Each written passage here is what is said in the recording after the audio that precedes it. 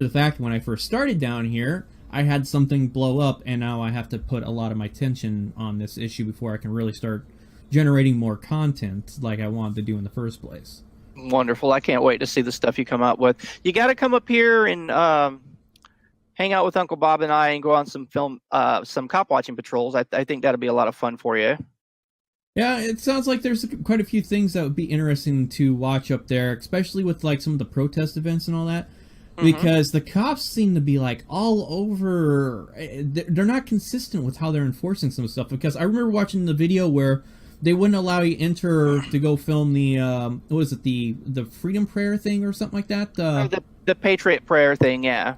Yeah, Uh, in which case that would have been a great thing to cover from the inside right there. And I knowing you, you're not causing any problems with them. In fact, probably they'd be happy to have discussions with you. For the most part, judging oh from a yeah. lot of the people that were present for that event. But I can understand why the cops are trying to keep other people out. But the thing is, if they knew you, they should obviously know that you're no problem. You're not going to be the one causing problems on the other side No, of that I've line. never physically interfered with law enforcement. I've been doing this for almost 7 years now. I've been systematically filming and documenting police encounters in public in a systematic way for almost 7 years. And during that course of that time, the worst the cops will ever get from me is some heckling or some expletives. That's about it. Um, it's really really ridiculous. But honestly, I've sent that video of you know Officer Curtis and a few other officers both telling me I'm not media, that I don't work with the press. They're informing me that I'm with the counter protest. They physically put their hands on me. They're shoving me 25 feet backwards and forcing me out of an area they were granting other media access into. And unfortunately, I've showed that video to at least uh, 27 different law firms. I sent in my official complaint because I typed up an official complaint for Portland Police Bureau that's going through their un, you know official independent police review board process, and I don't know where that's going. I've gotten a form letter back from Portland Police Bureau, and they told me that I would be getting an answer from them within the next few weeks, whether or not they're going to pursue it and investigate further than my complaint. But the 26, I think 27 now lawyers that I've sent that official complaint and the videos to have all gotten back to me telling me things to the effect of, since I used expletives, since I since I told the officers that I intended to sue, I sound arrogant, and they're unwilling to take my lawsuit. So I can't get anyone to represent me pro bono because they believe a jury will not look at me in a favorable light because I use the F bomb when addressing the police. So that's something that other cop watchers and other, police accountability activists, other liberty activists like yourself need to bear in mind. As a lawyer, there's a really good chance that they're not going to take your case if you're cursing the police out, which I don't understand. I mean, police can, murder people and nothing happens to them. Police can, kidnap people. They can steal your car. They can steal your house. They can shoot your unarmed loved ones in the back, and uh, society still seems to put them up on this pedestal and worship them. They're way up here, and we're the lowly slaves down here. But the minute you cuss one of them out, then all of a sudden, you're the bad guy and you're evil. We live in a society that really does worship authority as if though it were a god. And I find it appalling and annoying, but I'm a savage, I'll admit it. I talk like a street person. That's just who I am. As a young adult, I spent 15 years of my life homeless, squatting, riding trains, hitchhiking all over the country, and that's just who I am. I can't purge that urge to cuss a cop out. It's almost impossible for me to remove that part of myself. But word to the wise: if you ever plan to make a legal claim against police for violating your rights, I mean, they're practically going to have to kill you before anyone will take a legal case. Yeah, and I mean the big issue is, um, actually, if you end up seeing me and News Now Houston and PNP talk with Bankai there about his incident, about where pretty much we just need to we sort of need to start showing lawyers that there is money in this kind of stuff when it comes to the settlements, and we just got to start getting more wins underneath our belts as a community at a whole. Yeah, that's what it is, really. That I was told by multiple lawyers in emails that they're not 100% sure a jury they can win. And if they're going to represent you pro bono, because I don't have the money to hire a lawyer, they need to be almost certain that they can win the case. And if you're using expletives, consider my folly as your warning. If you're watching this and you're part of the cop watching or the liberty subculture, you need to understand that, the minute you throw out an F-bomb or the minute you say, I'm going to sue you, lawyers are going to start shaking their heads and looking down because they don't want to take your case. I mean, like I said, they're going to have to shoot you in the back while you're, buying a bag of potato chips, for a pro bono lawyer to take it.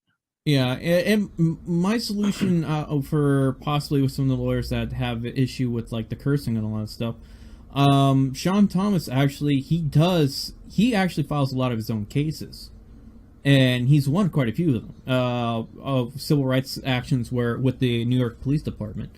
And I guess he's starting up his own little call-in show or something like that. But he would be a great resource to pay attention to and ask questions of how he goes about doing his. So where can my audience and myself find this guy's information on the interweb? Just YouTube Sean Thomas. Thomas is THOMAS, I think it is. Just like Thomas Jefferson. Yeah. All right. And he should have just look for the channel that's putting up a lot of cop watching or cop interaction videos, because he has some really good ones where he's like sitting there and he's using a vape pen or whatever in a subway area, and he gets in arguments with the transit police all the time about is it a crime or not, and he keeps telling them no, it's not. I've already been to court over this. And he has a couple of times over that where they said, yeah, the vape pen is not barred underneath the city's smoking ordinance and stuff like that. And so he's fought that incident. He's dealt with issues where he's had like a tall iced tea in like a brown paper bag and had to deal with cops harassing him over that. And he's filmed those interactions. In fact, he's actually been arrested over one of those interactions too. I don't know if he filed a lawsuit on that specific incident, but as I said, he's done a couple directly with the police, and I think that I don't know if they led to settlements or whatnot on the full history, because unfortunately, I'm not able to pay attention to everybody's backgrounds and all their legal cases that they do.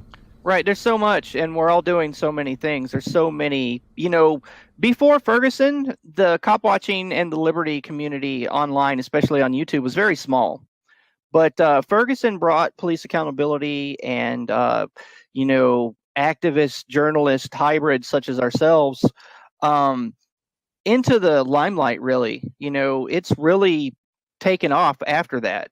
It became dinner conversation, in most people's homes after Ferguson, which is a good thing, Yeah, and I mean, what Ferguson showed was that having the active recording going on during the protests and all that stuff does huge amounts for accountability on all sides, because you had bad people within the protests, you had bad police officers that were targeting not just people with cell phones and all that stuff, but they're targeting the media. I mean, mainstream media. The corporate media. Yeah, they were grabbing them up.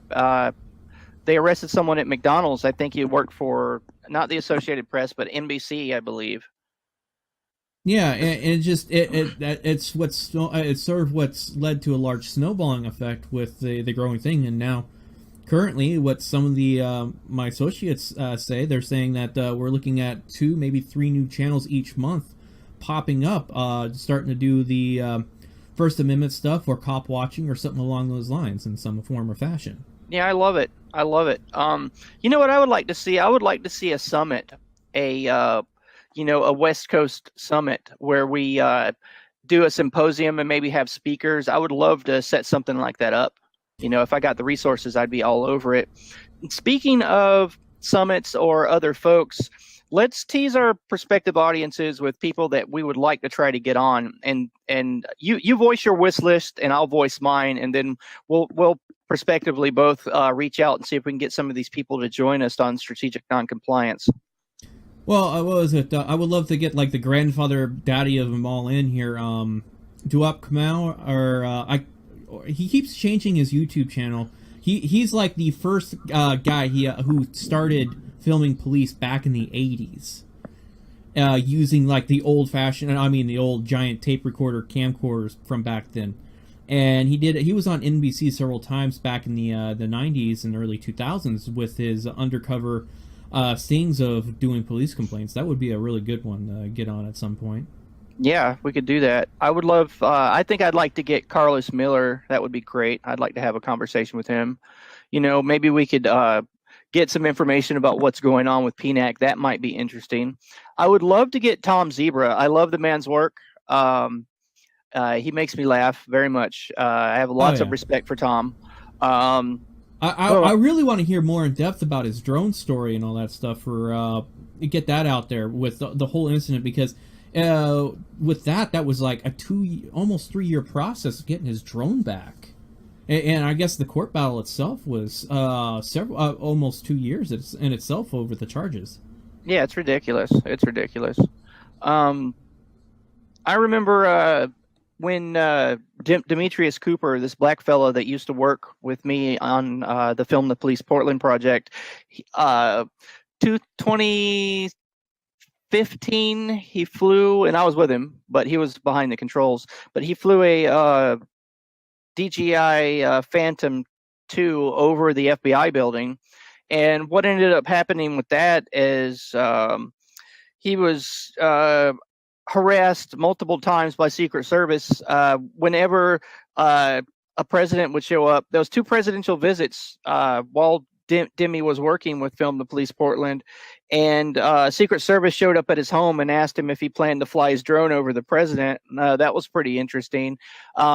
He was fined by the FAA, I think over $1,000, because we didn't know the FAA regulation about flying closer than 5 miles of the airport. So, you know, it was a learning process for us, you know. Yeah, actually, it was not flying within 5 miles. It was just flying within a controlled airspace. You can fly right next to an airport as long as the airspace is unrestricted. And unfortunately, the FBI building is within 2 miles of the airport, and they have, I think it's Class B airspace going almost 6 miles out from the surface up. And so you guys just ended up flying inside Class B, Class B or C airspace, controlled airspace, which is essentially, it's like having a controlled intersection. You have someone that's directing everything, making reducing the chances that there's going to be a crash between airplanes and stuff like that. Yeah, that's pretty much what controlled airspace really is. It's just like, oopsie. Yeah, and so it was essentially a jaywalking ticket in the air traffic.